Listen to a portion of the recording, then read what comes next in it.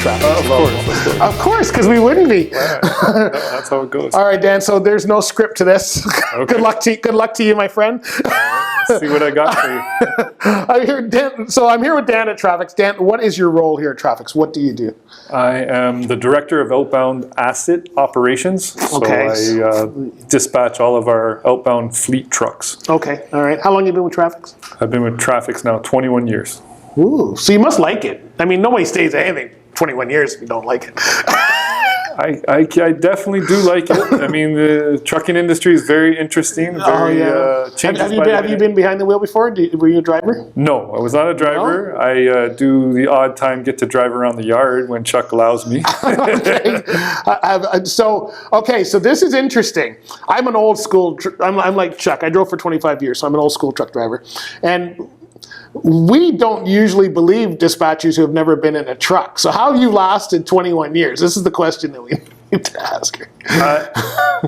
It's a good question because does your team respect you? I'm making fun. You seem like a nice guy, but yes. you know, a lot of dispatchers, if they don't understand how trucking works, it can be a nightmare between the two parties, driver and dispatch, or driver and management team. So how have you managed to get through that? How do you get along so well? Because I hear you guys have no turnover, so that means you're doing a good job. Yeah. You're still here after 21 years. That means you're doing a good. Like, it seems like all the stars aligned here. So how? Yeah, it's. I mean, it's been a road where I've been able to learn from a junior dispatching position all the way up to a director position. Okay. So along the way, I've just basically asked a lot of questions to a lot of different drivers over time, and we have a core group of drivers that have been with us for a long time, and they respect what I have to say because I listen to what they're telling me. Wow, you're the secret to dispatching, right? You just said it, the secret to dispatching, right there. So I know we're talking. Chuck and I were talking about North Carolina and Chicago as being primary routes. Where do you guys go in general? Is that kind of the main places? Those are the main places. We do also head on up into Minnesota. Get up into Minneapolis.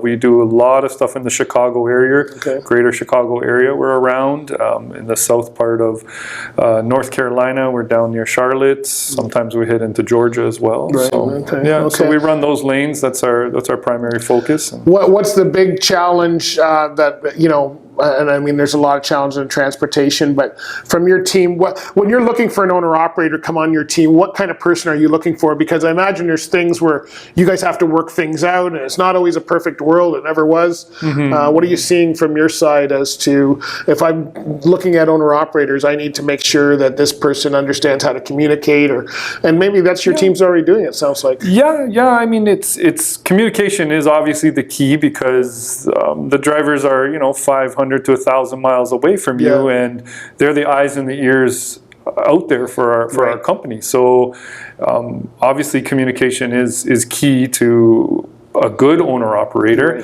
The other part is maintaining their equipment and having a safe rig while they're driving out there, because it's, from a dispatcher standpoint, a truck that's not moving or broken down is frustrating because we want them to make money and we want to make money with them by keeping them moving. So when they maintain their truck and keep it safe, we both enjoy making them work. How are communications? I'm old school, so how are communications now? How are they getting their dispatch? Is it all done through ELDs now? Is it paper? Is it just call me? How does it work nowadays? I've found in order to keep drivers happy, I think you have to have a mix. Obviously, with technology moving forward, ELDs, and we have our satellite system where it comes through as a hard copy in their rig. They can see it right there on the computer.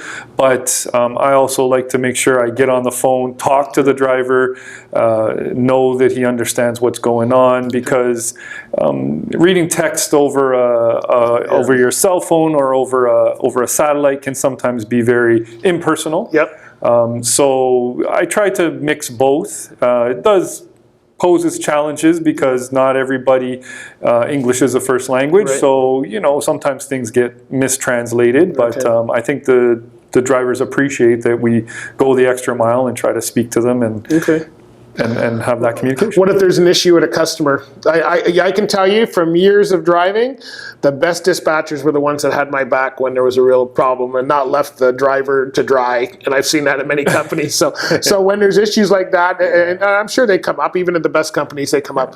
So when they do, how do you believe the driver? Is it just you trust your team that strongly? You know they're giving you the right message, or I put my trust in the drivers when they're out there. They're like I said, the eyes and ears of the company on the road.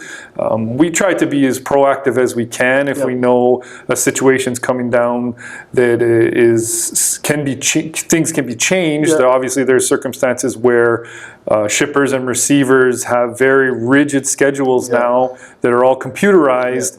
And it makes it difficult to adjust or make adjustments on the fly. And you have to try to build some relationship with your shipper and receiver. And we go to enough of the same places that we have that built through our customer service team and through the inbound and outbound dispatchers that we have.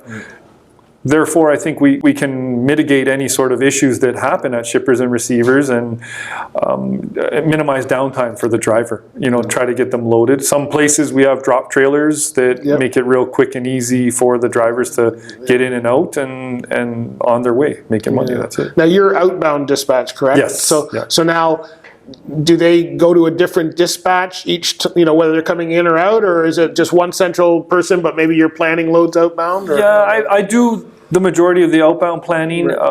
We have a small team, so we all work together in regards to that. It's not like they're talking to a different person. Call Chicago, that's inbound. I'm Milton, I'm outbound, right? Yeah, so we're all located centrally here in Milton, and we do have discussions every day of what's going on. And if our inbound dispatcher is unavailable, I help the driver out. If I'm not available, then we have other people who can back up and get in the seat and get the guys. And you have the hours situated pretty well. I know that the plan is that a person might do one Chicago a week and one North Carolina a week, and if things don't line up, that can shift. If there's delays on one trip. I always work kind of a trip ahead when I was driving, but not everybody does that. So I'm just wondering, have you guys got that set that, there's built in enough time that people can do it properly and not have to do anything illegal? I think an advantage we have is that we do have a small city fleet that helps out in regards to timing and planning. So we have loads available here in the yard,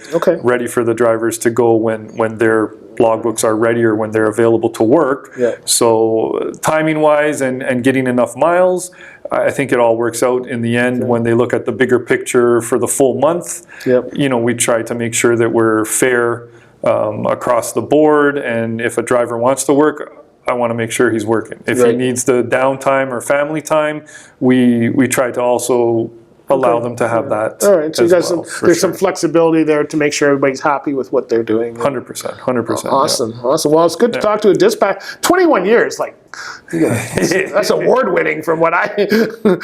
Do you have a plastic? Now you probably have a plastic thing in front of you, but that's because of COVID, not because someone used to reach through and grab your throat, right? There was a day, Chuck, you remember that? There was a day. There's a reason there was a little circle there. The bills can go through there, and not big enough for a hand. But you seem like a nice guy, so I'm sure. It's been a wild ride for 21 years, I can still remember the first day walking into Chuck's office and sitting down for the interview and how it went. It's like it was yesterday. I can't believe it's 21 years, but Traffix has grown tremendously. We have now, I think there's probably, how many branches, Chuck? About 8 different, 19 is good. 19 worldwide we're going. So it's the growth is there, the potential is there, the opportunities are there. So I don't foresee any issues with my job and job security, and I like what I do. I like the drivers I work with. The ownership is great. So obviously Chuck for a while. So it's, we talk old school almost every chance we can.